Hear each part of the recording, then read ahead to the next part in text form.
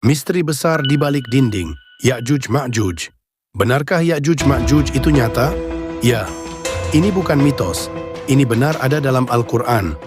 Dan hari ini kita bahas kisah besar tentang raja yang diutus Allah, Zulkarnain.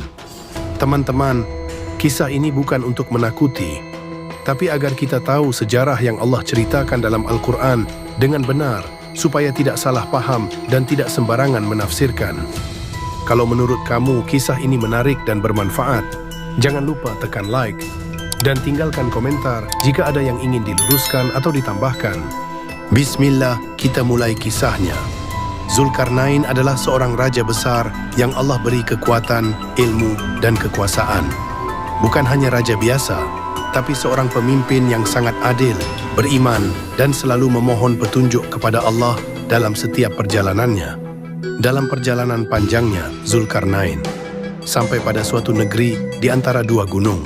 Di sana tinggal suatu kaum yang lemah, dan mereka sudah lama ketakutan karena ada kaum perusak yang selalu menyerang mereka. Mereka adalah Ya'juj Ma'juj. Kaum ini meminta tolong kepada Zulkarnain. Bisakah engkau membuatkan penghalang untuk melindungi kami dari Ya'juj Ma'juj? Zulkarnain tidak langsung sombong. Ia tidak meminta imbalan harta yang banyak. Ia hanya meminta kekuatan manusia untuk membantu proses membangun penghalang tersebut. Maka Zulkarnain memerintahkan untuk mengumpulkan bongkahan besi yang sangat banyak. Besi itu disusun hingga menjadi tembok besar di antara dua gunung itu.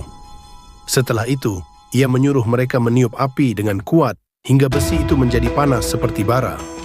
Kemudian Zulkarnain menuangkan cairan tembaga untuk menyatukan besi tersebut sehingga tembok itu menjadi sangat kokoh.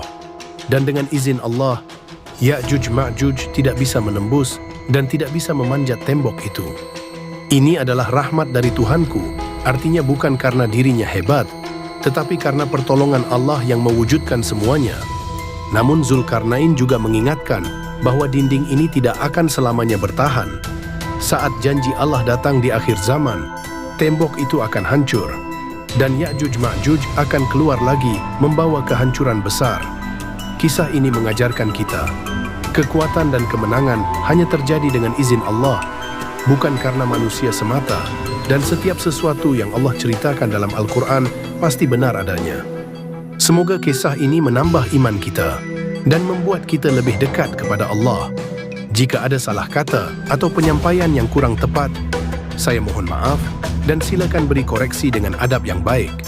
Wassalamualaikum warahmatullahi wabarakatuh.